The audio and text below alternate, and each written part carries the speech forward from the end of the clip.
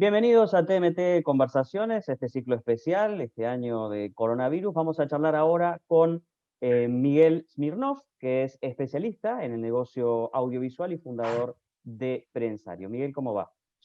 Muy bien, gracias. Gusto estar con ustedes. Miguel, si tuvieras que diagnosticar la situación de la producción audiovisual en América Latina hoy, ¿cuál sería ese diagnóstico? Mira, la producción audiovisual en América Latina en este momento enfrenta un problema dos problemas serios. Uno es el coronavirus, por supuesto, que obliga a medidas de aislamiento social que no son, digamos, amistosas para la producción de televisión. Y la segunda parte es que no hay fondos por la crisis económica. No hay fondos disponibles en muchos países para subvencionar la actividad como se hizo hasta ahora. Mm, Esos son los dos problemas. Creativamente no hay problema, pero sí financieramente y en producción. ujú. Y a la vez hay mayor demanda, por lo menos desde las plataformas. Bueno, justamente hoy apareció un artículo con una encuesta hecha en octubre pasado, más el mes pasado, donde dice que para la mayor parte de la gente en este momento en los Estados Unidos, los servicios de streaming son la principal fuente de contenidos nuevos. Es decir, cuando una persona quiere buscar un contenido nuevo, algo así como el 70 y tantos por ciento de la gente va a un servicio de streaming y solo el 20 y tantos por ciento de la gente lo busca en un servicio de televisión lineal. Eso te da una idea de la demanda que existe. Ujú. Y ya que lo planteaste, ¿cuál es cómo está esa disputa entre las plataformas de streaming y la televisión lineal? Hay uno que, bueno, obviamente las plataformas han tenido una fuerte demanda este año, pero ¿la televisión lineal sobrevive?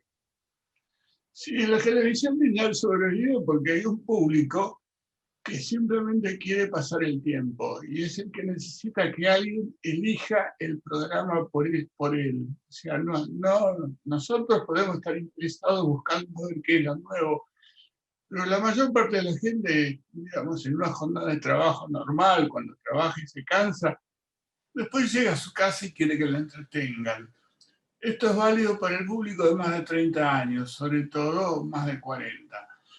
Los jóvenes, en cambio, están con las redes sociales, entonces para ellos es mucho más práctico buscar online, sea YouTube o cualquiera de las redes, o intercambiar mensajes con sus amigos, que es también su principal actividad. Por eso hay una segregación del público. El público mayor sigue con la TV paga y la TV abierta, el público más joven va a las redes sociales. Desde el punto de vista de la producción, eso debe implicar una mayor complejidad, ¿no? Porque de golpe en redes sociales son contenidos más breves, más como snacks audiovisuales, y lo que tiene que ver con las plataformas tal vez requiere presupuestos mayores, son más capítulos, más extensos. ¿Cómo la producción audiovisual responde a esa creciente complejidad de las audiencias? Bueno, hay dos producciones audiovisuales. La gente de la televisión tiene sus mañas, su historia, o sea, en definitiva es un medio con muchas décadas, y en la mayor parte de los casos sigue insistiendo en producir televisión como antes. En cambio, el público joven, que es mucho más impaciente, necesita un estilo de audiovisual distinto, con tomas muy cortas, de un segundo y medio. Ejemplos típicos son los esports. Ahí tú tienes cómo constantemente están cambiando. Y otro lugar, bueno, ahora ya no existe este año, pero eran los bailes de jóvenes, donde tú veías los videos musicales y eran todos tomas cortas de un segundo y medio, 2 segundos, no más de eso, para que los ojos y el cerebro del espectador estuvieran siempre ordenando y tratando de descifrar las imágenes. Este es un hueco que en este momento existe, que en algún momento se va a tener que solucionar, pero que por ahora no hay una solución hecha. Estás describiendo cambios en las modalidades de producción, sobre todo a partir de la pandemia, cambio en las modalidades de consumo, sobre todo a partir de la amplia oferta y la disponibilidad de soportes y demás. ¿Hacia dónde, con estos dos elementos que estamos planteando, crees que evoluciona o va a evolucionar la industria? Mira, la televisión va a seguir porque sigue siendo el único medio capaz de comunicar masivamente una noticia. Cuando algo pasa, la gente va a la televisión.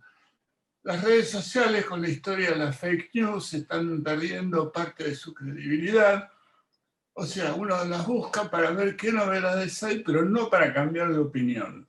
Es decir, las fake news no cambian la opinión de nadie, solo acentúan la opinión de los convencidos. Con respecto a la televisión en general, sigue siendo mucho mejor que las redes sociales para formarse una opinión.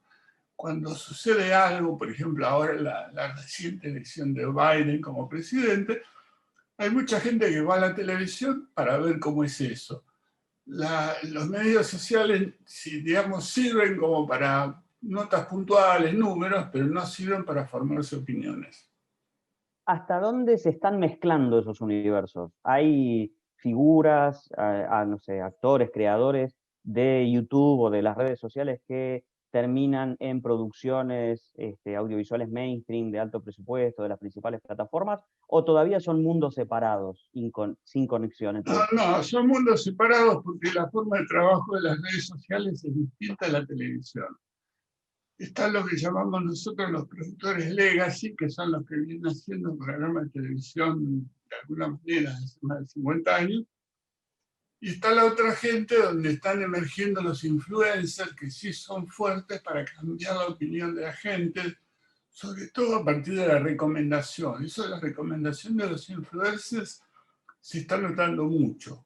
Pero son dos cosas distintas. Por ejemplo, cuando tú quieres entretenerte con algo, o ves una serie de televisión, o la misma serie la puedes ver en las redes, en Netflix o cualquiera de las otras. Cuando tú necesitas un consejo para cambiar el auto o para cualquier cosa así, vas a la red social. La publicidad en la televisión está obsoleta. O sea, anoche estás viendo un programa de televisión y realmente los avisos son indignantes, son para gente estúpida. Y realmente no, están hechos para un nivel de consumidor que ya no existe. Y es así como lo estás planteando en términos de uno de los principales ingresos del mundo audiovisual, que era la publicidad. ¿Cómo se va a financiar ese contenido? ¿Sí? Esos altos presupuestos que han garantizado en alguna medida buena calidad de producto. ¿De dónde van a salir? Bueno, una tendencia que estamos observando este año, justamente como consecuencia del coronavirus en parte, es que los canales de televisión latinoamericanos están saliendo a pelear por el público en las redes sociales. Es decir, hay OTTs que están surgiendo a partir de la programación de los canales de aire, muchas veces con material especialmente filmado, cortitos, o sea, adicionales para redes sociales, y entonces la TV de aire no se va a resignar y va a querer sacarle público o compartirlo a las redes sociales, y con eso tenemos calculado que pueden ganar entre un 30 y un 50% de audiencia, porque los sistemas de medición en este momento no miden adecuadamente las redes sociales.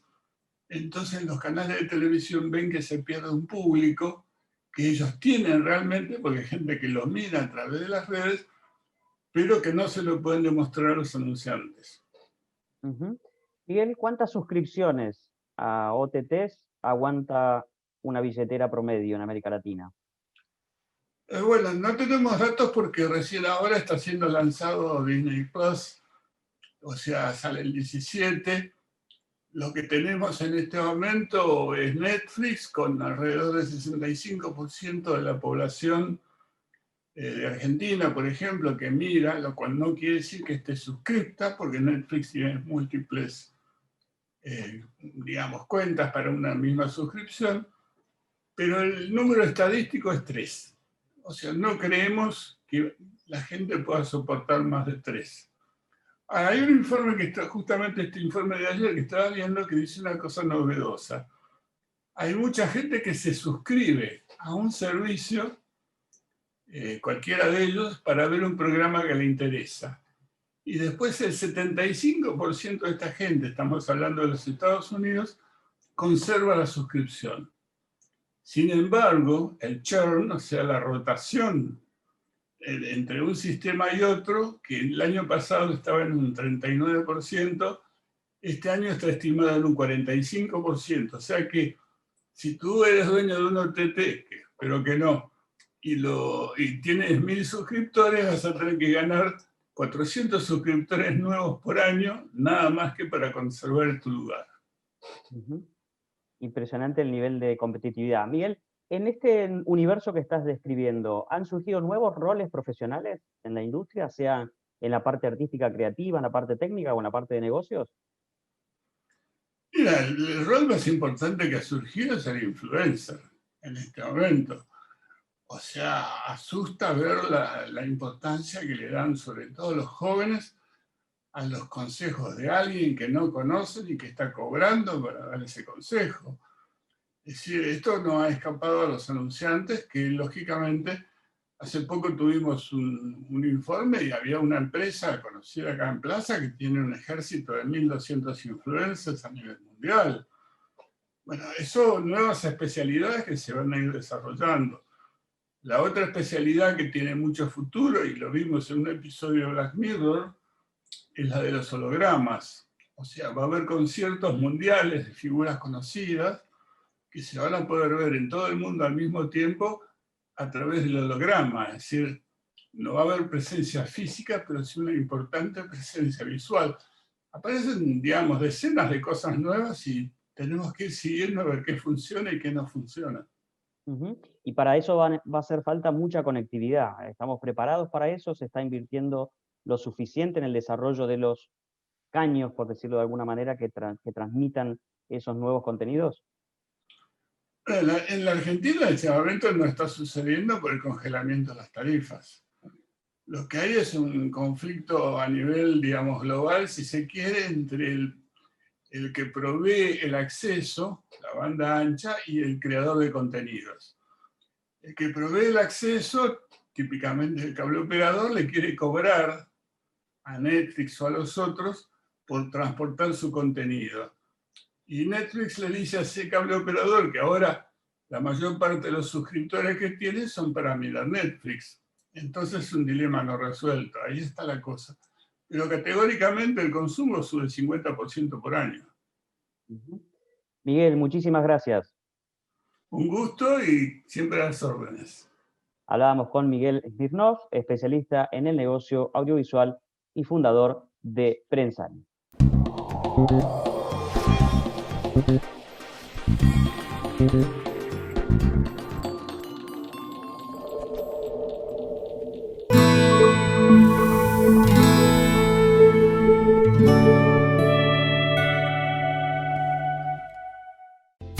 Encontrá tu factura de Cablevisión Fibertel o personal en cablevisionfibertel.com.ar/yo pago en casa.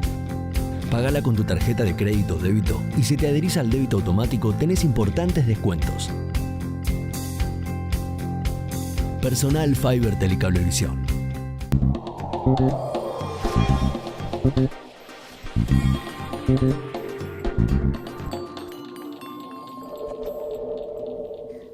Seguimos en TMT Conversaciones. Vamos a charlar ahora con José Miguel Onaindia, que es abogado y gestor cultural. José Miguel, ¿cómo va? ¿Qué tal, José? ¿Cómo estás? Muy bien. José, se ha planteado en estos términos la cuestión. En cuarentena, en pandemia, ¿es la cultura segura? Mira, yo te digo la experiencia desde Uruguay, donde estoy viviendo, donde he pasado toda la pandemia. Uruguay fue el primer país de la zona que ha abierto sus espacios culturales, tanto los espacios de teatro como los cines y las salas, museos y salas de exposición. Hasta el momento esto sucedió en el mes de agosto, desde el 3 de agosto están habilitados, fueron, digamos, escaladamente, con aforos limitados, es decir, los teatros están al 30%, teatros y cines al 30%, museos, una feria del libro que hubo esta semana, muchas medidas de seguridad, tanto para el público como para los artistas, y hasta el momento no se ha detectado un solo brote en estos lugares. Tuve una experiencia, viajé desde el 13 al 23 de octubre a Madrid, que estaba precisamente en un momento comprometido con esta nueva ola, como le llaman, de la epidemia. Los teatros en el momento que yo llegué estaban al 75% del aforo, o sea que prácticamente aforo completo, la mayoría de las funciones con localidades agotadas, y no había ningún brote detectado, pese a que tienen muchísima más proliferación que en Uruguay, ya había sido una sociedad muy castigada por la primera ola de la pandemia. Sin embargo, la apertura de las salas de teatro y las actividades. Las salas de teatro, de cine también, digamos, que he estado en ambas, los museos, todos con, digamos, lo que ha hecho la pandemia es como cambiar el hábito, ¿no? Vas a salas que están mucho más con menos público, te tomas la fiebre, el alcohol en gel, bueno, todo eso hay que tener la mascarilla. Yo creo que son tantas las medidas de seguridad que se toman en las salas de espectáculos públicos que estamos muchísimo más seguros en un teatro, en un cine o en una galería de arte que en un transporte público, que en un restaurante, que en una cafetería o que en un supermercado, ¿no? Entonces, creo que desde ese punto de vista de la seguridad, me parece que no ofrece, porque ya los países que han estado en eso, en Latinoamérica, Uruguay hasta el momento es el único, pero se puede observar que no se ha registrado, y con un seguimiento epidemiológico muy estricto que se hace aquí, no hay un solo brote. No. Además, la gente deja su registro, el público va dejando los modos de comunicar por las dudas, si hubiera habido, digamos, para poder hacer el seguimiento si hay un caso. Y esto no ha sucedido, tampoco sucedió en los elencos. Sucedió en un elenco donde solamente estuvo afectada la directora, pero ninguno de los actores, ni de los técnicos, ni de los personal administrativo, digamos, no generó un brote, o sea, generó solamente, bueno, poner en cuarentena y bajo la lupa de los procedimientos médicos a un grupo de gente, pero como sucede con cualquier otra actividad, en una escuela, etc. Entonces yo creo que realmente no hay un argumento para mantener las salas y los espacios culturales cerrados. Sobre todo porque yo creo que si algo sucedió durante sobre todo durante las cuarentenas, y en Argentina y en muchos países donde las cuarentenas han sido muy estrictas, que la cultura ha sido un bien esencial para la gente, ¿no? O sea, la gente sobrevivió sin grandes brotes de violencia, sin enfermedades psíquicas demasiado, porque tuvo una cantidad de medios, de contenidos que a lo mejor antes ni siquiera se sentaba a mirar, y que hoy los artistas, las instituciones públicas y privadas pusieron rápidamente, y bueno, eso hizo que la gente pudiera estar con música, con películas, con textos, haciendo clases. Bueno, entonces me parece que a esa esencialidad que tomó el arte y los bienes culturales durante la pandemia no se le está respondiendo con la misma seguridad, dado que además el sector artístico y cultural, desde el punto de vista laboral y económico, ha sido de los más castigados, ¿no? Casi, digamos que es un campo arrasado para la mayoría, excepto aquellos que integran elencos estables o que de algún modo su tarea artística es una relación de empleo público. El resto prácticamente ha visto paralizada toda su actividad económica. El actor o el director de teatro, que fundamentalmente vive de sus clases, etcétera, también se le cerraron las academias, también se le cerraron. Entonces, realmente me parece que es un sector muy castigado, que ha ayudado mucho en esta pandemia, y que me parece que no está, más allá de los subsidios y del asistencialismo, sobre el cual no tengo una mirada crítica, muy por el contrario. Creo que frente a una situación de emergencia hay que responder con medidas de emergencia, pero me parece que posibilitar que nuevamente la actividad cultural empiece a desarrollarse en los canales y que la gente vuelva a tener sus ingresos por los mecanismos habituales, sería un muy buen signo político en Argentina y en todos los países que aún no han abierto. No lo quiero focalizar al caso argentino. Te iba a preguntar, en América Latina, más bien Uruguay es un caso excepcional, digamos, el resto ha sido... Sí. Uruguay es excepcional porque aún en este momento que estamos con un crecimiento de casos, etcétera, ayer fue el pico de la pandemia y hubo 70 contagiados en todo el país, ¿no? O sea, en todo el país, que ya sé que la visión de Argentina es que es un país muy chico, pero bueno, es un país que es diferente a una provincia, no, tiene mucha más complejidad que un territorio provincial o una región española, por el hecho de ser un país con fronteras, etcétera, tiene una complejidad muy, muy grande. Y además, bueno, si comparamos, si vamos a la comparación más ingenua y menos compleja de cantidad de población, bueno, Uruguay tiene muchísimos menos contagios que cualquier provincia argentina con la misma cantidad de población, o que cualquier región española con la misma cantidad de población, para hacer, digamos, los ejemplos que tenemos más, más a mano, ¿no? Pero no complejizar mucho la comparación. Entonces, esto ha ayudado, sin embargo, digamos, se ha salido muy cautelosamente, ¿no? Todavía estamos con un aforo limitado del 30%, también se cuidan a los artistas, a los técnicos, hay todos procedimientos dentro de los trabajos, de los elencos, para que también esto se procede, digamos, ellos también estén sobre el escenario, toda la gente que está esté cuidada. Pero me parece que debería, o sea, en un país como Argentina, donde la producción cultural es tan importante y es para territorios como Buenos Aires no solamente una actividad simbólica, sino también una actividad económica y de generación de empleo importante, me parece que la apertura de actividades y la normalización dentro de lo que esta anormalidad permite es necesaria para los artistas y también para la gente, ¿no? Somos un grupo grande de población los que estamos acostumbrados a ir a un cine, a visitar digamos, lo que está dentro de nuestros hábitos, el consumo, lo que económicamente se llama consumo cultural. Entonces me parece que es una fracción más grande que el grupo de gente que lo produce, que la gente que lo produce más todos los que somos espectadores con mayor o menor ansiedad, pero que, bueno, necesitamos también de esta forma de recreación intelectual. José Miguel, en algún momento habrá que empezar la reconstrucción del sector cultural o de los sectores culturales en distintos países. Habrá que ver cuándo, digamos, esta situación se estabiliza con la vacuna, sin la vacuna. En ese momento, ¿qué cosas, por dónde habría que empezar? ¿Qué cosas habría que hacer? Mira, a mí me parece que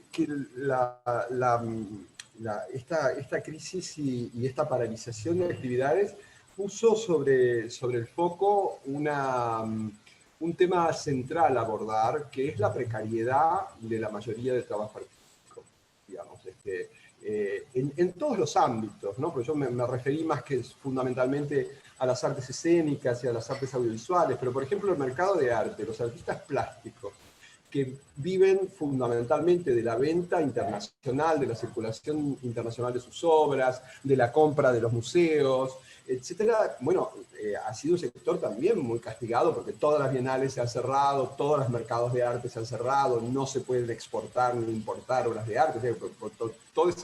Entonces, creo que debemos buscar, sobre todo en materia de seguridad social, porque el problema es que la mayoría de los trabajadores artísticos, de la gente que vive, ya sean los creadores como también los intermediarios, ¿no? Productores, galeristas, marchands, etcétera, están en una situación de mucha menor protección que un trabajador autónomo. No los vamos digamos, que un trabajador, que un abogado, un psicólogo o un médico que no tienen una relación de dependencia, pero sí que viven de sus... pero como ese trabajo autónomo tiene habitualidad, le permite hacer aportaciones al sistema de seguridad social y por lo tanto si se paraliza puede tener un seguro de desempleo, puede acceder a los beneficios que el mundo del trabajo en general le ofrece. El problema del trabajo artístico es que además de ser autónomo, es intermitente. Entonces muchas veces las personas, los artistas no pueden llegar a las aportaciones mínimas porque no tienen la cantidad de meses trabajados en el año o la cantidad de ingresos razonablemente seguros como para hacer una aportación como requiere la seguridad social. Entonces me parece que eso es un tema fundamental, tal vez resulte muy jurídico mi enfoque, pero creo que a eso tenemos que apuntar. Y otra cosa que me parece que quedó muy claro es que todos estos mecanismos de reproducción audiovisual, de encuentro, etcétera, van a quedar asociados al mundo. No sustituyen todas las artes presenciales, pero sí van a ser asociadas a todo. O sea, yo creo que ya no vamos a poder pensar un espectáculo en vivo sin tener un registro que permita que ese espectáculo se pueda replicar al mismo momento o con posterioridad a otros públicos que nunca llegarían, bueno, y hacer algo que esté también monetizado. Me parece que lo que tenemos que sacarnos ya de la cabeza es que tuvimos como una especie de primavera provocada por la pandemia de acceso gratuito a los contenidos artísticos, y que eso lo tenemos que frenar porque los contenidos artísticos tienen valor económico, hay mucha gente que vive para realizar eso y no podemos cortar una cadena económica. O sea, yo estoy a favor, o sea, ¿quién paga? No sé si el espectador, el titular que puede negociar con la circulación, pero sí lo que creo es que tiene que haber una monetización y un valor económico del consumo a través de plataformas y de redes de bienes culturales de cualquier tipo. José Miguel, muchísimas gracias. No, gracias, José, encantado de charlar contigo. Hablábamos con José Miguel Onaindia, abogado y gestor cultural. Hasta la próxima.